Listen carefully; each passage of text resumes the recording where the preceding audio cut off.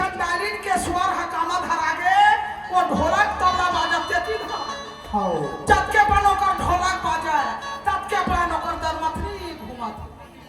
नाम के गाय सदा नाम का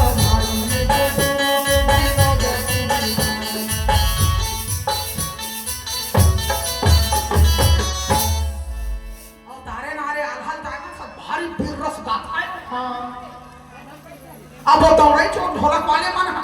अब यदि जत्के पान ढोलक बाजा तत्के पान दरमत में घुमाए कोलनी में स्वर हवती धर आए होकर चेत होती है अब यदि दार